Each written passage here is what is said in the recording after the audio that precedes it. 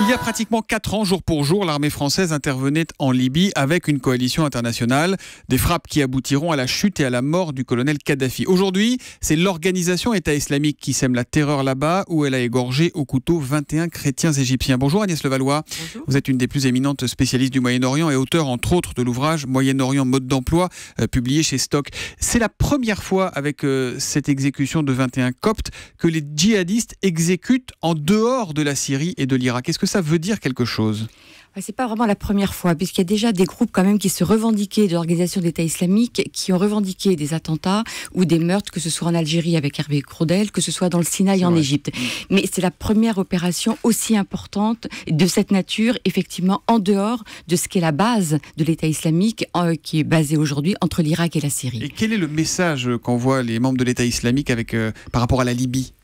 Écoutez, cette organisation peut se répandre aujourd'hui en Libye parce que la Libye est dans un chaos total depuis maintenant plusieurs mois et même plusieurs années, mais depuis mai dernier, ça s'est vraiment renforcé d'une façon significative. Et donc, en l'absence d'État, c'est une organisation qui s'installe toujours là où il n'y a pas d'État, puisqu'il y a un vide, et la nature ayant horreur du vide, cette organisation s'installe.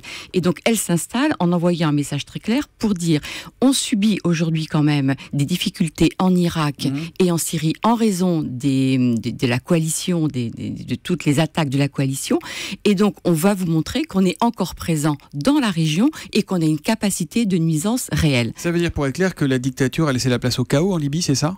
Oui, absolument. C'est-à-dire que quand il y a eu l'intervention française et internationale il y a 4 ans, comme vous l'avez rappelé, il n'y a eu aucun plan politique pour accompagner les attaques de cette coalition. Et donc on s'est retrouvé à ce moment-là face, là encore, à un vide, et ce vide a été rempli par un certain nombre de milices, certaines islamistes, d'autres qui n'étaient pas spécialement, mais donc qu'à partir du moment où l'organisation d'État islamique s'est développée en Irak et en Syrie, et avec donc l'espèce d'arrêt quand même qui est porté à cette organisation sur ce terrain-là, et bien cette organisation essaye de montrer qu'elle existe encore et qu'elle a vraiment cette capacité de mener des opérations comme celle contre les Coptes égyptiens il y a Ça veut dire, pour parler un peu familièrement, Agnès Levallois, qu'on est parti sans avoir fini le boulot de Libye. Exactement. C'est ça ? Et c'est vraiment le grand drame de la Libye. D'abord, ce qu'il faut aussi comprendre peut-être, c'est qu'il n'y avait pas véritablement d'État en Libye, même du temps de Kadhafi. Kadhafi avait une gestion un peu particulière de cet État.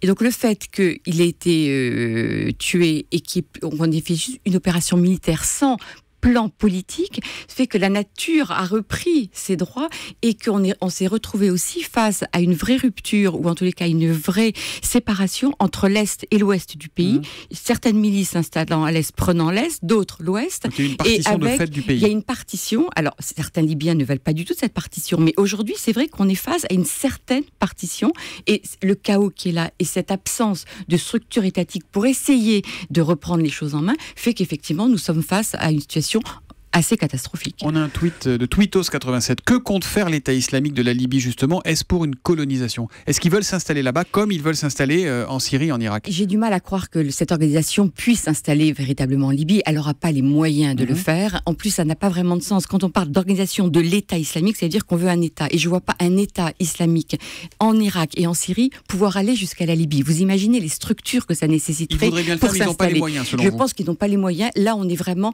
dans de la communication. N'oublions pas, cette organisation ne fonctionne que sur des coups de communication, ce qu'elle a très bien compris parce que ça fait peur. La Libye, c'est aux portes de l'Europe.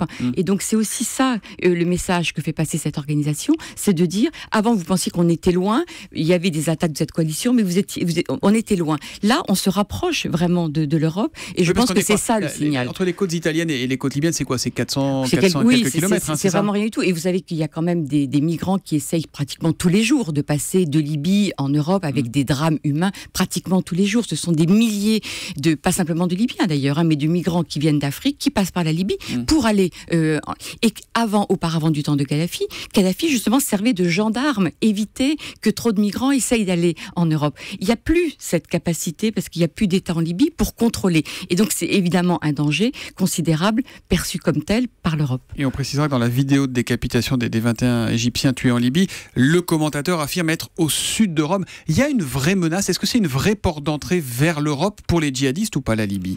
Ils veulent, oui, absolument. Je veux dire, pour eux, c'est sûrement l'endroit le plus facile à partir duquel pouvoir aller en Libye, parce qu'il y a ce vide étatique en Libye. C'est le règne des milices. À partir du moment où vous êtes dans un règne des milices, n'importe qui peut faire pratiquement n'importe quoi.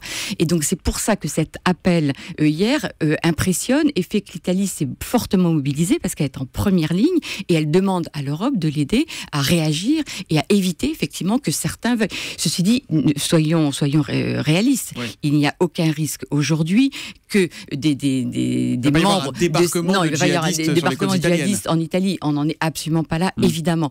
Mais là encore, c'est de la communication et cette organisation veut faire peur et évidemment, elle y arrive, surtout quand elle mène des opérations comme celle qu'elle a menées contre les Coptes. Alors l'Égypte a réagi très vite hier en bombardant des positions de l'État islamique. Est-ce que ça veut dire que la situation en Libye inquiète l'Égypte ? Oui, au plus haut point, puisque l'État islamique est basé dans l'est du pays, pratiquement à la frontière avec l'Égypte. Donc l'Égypte se sent évidemment menacée, puisque l'organisation de l'État islamique est également implantée, enfin des groupes se revendiquant de cette organisation sont implantés dans le Sinaï, donc de l'autre côté de l'Égypte. Donc l'Égypte a le sentiment aujourd'hui d'être un peu encerclée avec des groupes dans le Sinaï et de l'autre côté en Libye, à la frontière égyptienne. D'où la réaction immédiate du président Sisi, qui n'a pas voulu prendre le risque de laisser quoi que ce soit et de là aussi montrer à cette organisation que l'Égypte a la capacité de réagir et qu'elle le fera sans hésiter. Il faut envoyer un message de force tout de suite pour montrer, attention, nous on n'est pas friable, nous on est solide et nous on se laissera pas faire. C'est ça ce qu'a fait Sisi? C'est exactement ça. Et du coup, dans cette opération, l'Égypte essaye aussi de montrer qu'elle revient dans le jeu régional, que c'est une puissance régionale et qu'elle va prendre sa place aussi dans la lutte contre ces organisations radicales, parce que l'Égypte effectivement se sent menacée par ce type d'organisation. Et il sera particulièrement intéressant d'entendre ce que dira le président égyptien, le président Sisi ce matin, puisqu'il sera l'invité tout à l'heure à 8h20, invité exceptionnel de Jean-Pierre Elkabbach pour l'interview politique d'Europe 1. Agnès Levallois, on n'arrive pas vraiment à savoir si l'État islamique en ce moment, en Syrie, en Irak, maintenant en Libye, gagne du terrain ou a plutôt tendance à en perdre. C'est vrai qu'on est un peu noyé dans leur propagande. Ils en sont où? Est-ce qu'on a un moyen d'avoir une idée de l'ampleur? On a l'impression qu'ils sont presque partout là. Non, ils ne sont pas presque partout, ils ne sont pas partout, heureusement. Ce que l'on voit quand même, c'est qu'il y a eu un coup d'arrêt qui a été porté à l'avancée de cette organisation en Irak et en Syrie. Notamment du côté de Kobani. Absolument, Kobani qui a été pris, et tous les villages autour de Kobani ont été repris par les Kurdes. Donc aujourd'hui, on voit que cette organisation quand même, enfin son avancée en tous les cas, est stoppée ou très très fortement ralentie. Et il me semble que c'est sûrement aussi pour ça que cette organisation fait ce coup d'éclat en Libye pour montrer qu'elle existe encore. Donc c'est vrai que ce à quoi il faut être très vigilant avec cette organisation, c'est qu'elle manie tellement bien la communication qu'on a l'impression qu'ils sont partout, absolument partout, et qu'ils vont s'implanter dans l'ensemble de cette région. On n'en est pas là, et il y a quand même une réaction forte de la communauté internationale, Syrie-Irak, et aujourd'hui en Libye. Et les frappes de la coalition sont efficaces ? Elles sont efficaces parce qu'elles ont permis d'arrêter l'avancée, mais évidemment elles ne suffiront pas. On sait très bien que pour arrêter vraiment cette organisation, il va falloir à un moment ou un autre qu'il y ait des troupes au sol pour aller jusqu'au bout. Et c'est là toute la question. Vous dites qu'il va falloir des troupes au sol si on veut arriver vraiment à éradiquer le problème. C'est évident que les seules frappes ne serviront pas. Regardez Kobané, ça finit par marcher parce que sur place, les Kurdes ont fait le travail. Alors, quartier par quartier, rue par rue. Absolument. Aidés par les frappes aériennes, parce qu'il faut des frappes aériennes. Mais s'il n'y a pas un moment présent sur le terrain, on voit bien que c'est très difficile. Donc toute la question maintenant, qui a la capacité d'être sur le terrain? Les Kurdes l'ont démontré parce qu'ils défendaient leur territoire. Et le problème, c'est que l'armée irakienne n'est pas encore en état et en capacité de pouvoir véritablement accompagner, même s'il y a des formations accélérées en ce moment pour lui permettre justement d'essayer de stopper l'avancée de cette organisation. Merci Agnès Levallois de nous avoir aidé à mettre tout ça en perspective ce matin et d'être venu répondre en direct aux questions des auditeurs d'Europe 1. Merci et bonne journée à vous. Merci.